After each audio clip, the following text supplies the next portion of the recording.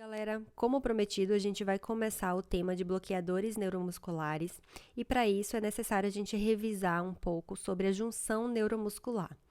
O que é essa junção neuromuscular? Ela é composta de três componentes principais, um que é o terminal nervoso, que aqui eu vou representar para vocês com esse desenho do neurônio motor pré-sináptico. O outro componente é a fenda sináptica e o terceiro componente é a placa motora, que é uma região especializada do músculo. Então, a história começa através da geração de um potencial de ação. Esse potencial de ação, ele vai despolarizar a região terminal ali, axônica terminal, e vai promover ativação dos canais de cálcio. Eu destaquei aqui para vocês os canais de cálcio, que existem dois tipos. Esse aqui é o tipo P. Existe também o tipo L de lento, né? Mas esse é o tipo P, que ele é voltagem dependente. Então, quando chega o potencial de ação, ocorre despolarização, abertura dos canais de cálcio e, consequentemente, ocorre um influxo de cálcio para dentro dessa membrana pré-sináptica, e é esse influxo de cálcio que promove a saída das vesículas de acetilcolina. Então, a acetilcolina, essa bolinha rosa que eu desenhei para vocês, ela é o principal neurotransmissor envolvido na junção neuromuscular. E ela é formada basicamente através da união da colina com a coenzima A. Essa junção ocorre graças à ação de uma enzima chamada de colina acetiltransferase.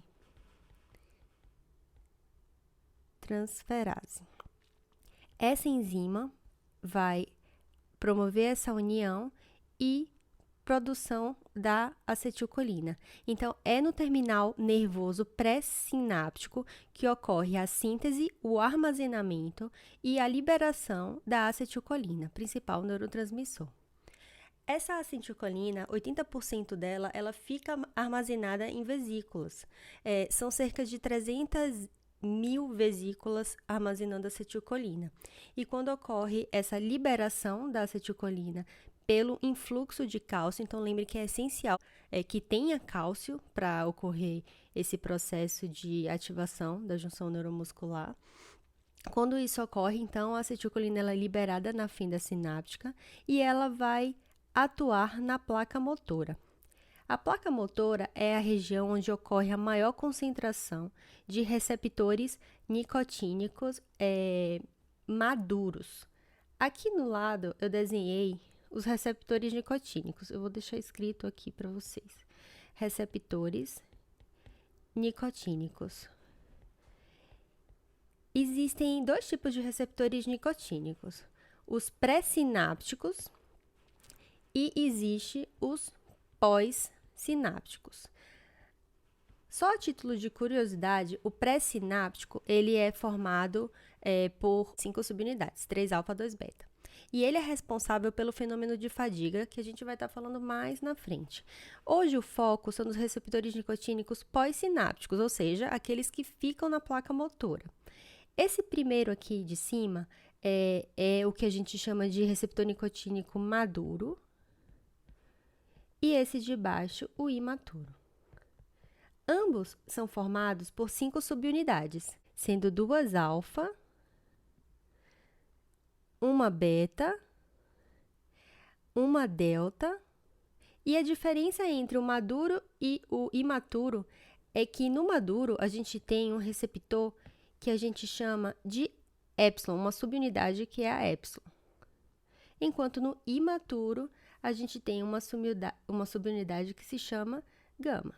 Isso promove uma diferença funcional importante, principalmente em algumas situações que são em grandes queimados, em pacientes que ficam muito tempo acamados, enfim. Mas isso, eu só quero que vocês gravem essas situações e a gente vai estar falando detalhes mais pra frente. Bom, agora eu queria fazer um resumo do que a gente acabou de falar com esse desenho, tá? Basicamente, então, ocorre a chegada de um potencial de ação no terminal nervoso. Esse terminal nervoso, ele vai ser despolarizado e vai ocorrer influxo de cálcio. O cálcio vai entrar nessa região, certo? E aí, isso vai promover exocitose das vesículas de acetilcolina. E essa acetilcolina vai ser liberada na fenda sináptica e vai se ligar nas subunidades alfa desse receptor nicotínico pós-sináptico.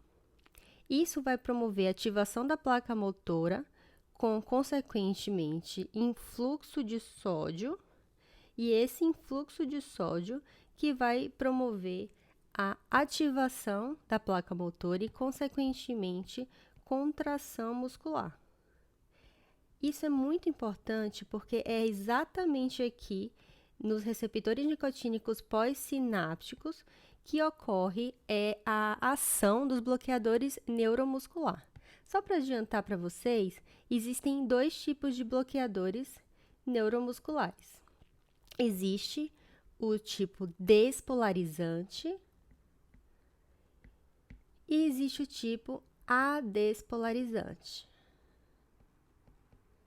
O tipo despolarizante, o principal exemplo dele é a succinilcolina, que funciona como agonista desse receptor. Mas a gente também tem os adespolarizantes, que um exemplo clássico é o rocurônio. Vou citar mais um, o cisatracúrio, que funcionam como antagonistas dos receptores nicotínicos pós-sinápticos. Para finalizar, vamos lembrar como é que ocorre o término da ação da acetilcolina. Esse término ocorre a partir da hidrólise de uma enzima chamada de acetilcolinesterase.